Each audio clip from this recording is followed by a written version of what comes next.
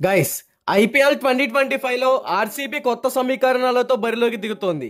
కొత్త కెప్టెన్ గా రజిత్ పటిడార్ ఎంపిక ఆశ్చర్యాన్ని కలిగించగా జట్టు సమతుల్యతపై అనేక ప్రశ్నలు కొనసాగుతున్నాయి. విదేశీ ఆటగాళ్ల ఎంపికలో గందరగోళం నెలకొనగా హేజల్వుడ్ ఫిట్నెస్ ఆర్సీబీకి తలనొప్పిగా మారింది. ఈ సీజన్ లో జట్టు విజయావకాశాలు బ్యాటింగ్ కూర్పు, కొత్త నాయకత్వం, ఆటగాళ్ల ఫామ్ పై ఆధారపడుతున్నాయి. అయితే కంటెంట్ లోకి వెళ్లే ముందు ఈ వీడియోకి లైక్ చేసి మన ఛానల్ ని సబ్స్క్రైబ్ చేసుకోండి.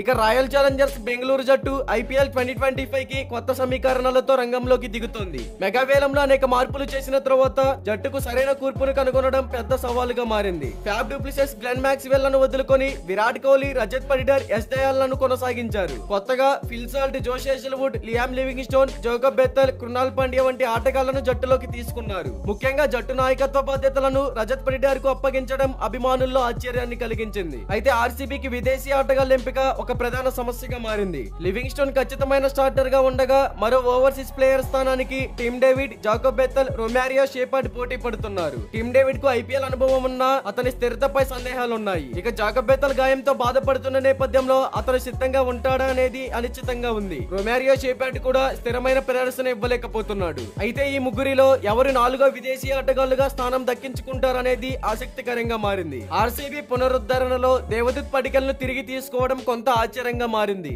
అతని గత ఫామ్ అంతగా ప్రభావితం చేయలేకపోయినా జట్టులో సరైన స్థానం కనుగొనడం కీలకం. ఇక రజత్ పటిడార్, జాకోబ్ బెత్తల్ మధ్యమ క్రమంలో బ్యాటింగ్ చేయడం తథ్యం.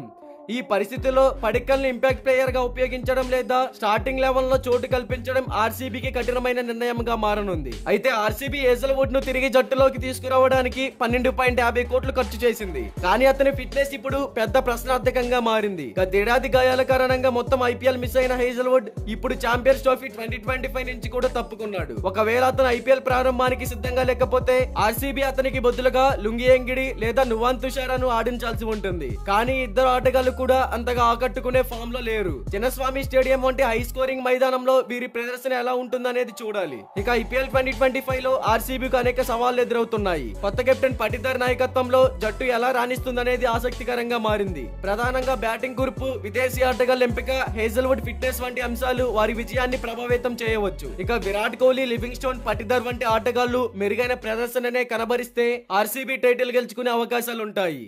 లేదంటే గత సీజన్ల మాదిరిగానే నిరాశ ఎదురవుతుంది. మరి ఐపీఎల్ 2025 సీజన్ లో ఆర్సీబీ ట్రోఫీని సాధించవచ్చు అని మీలో ఎంతమంది అనుకుంటున్నారో కామెంట్ చేయండి. జెన్యూన్ గా కామెంట్ చేయండి గైస్.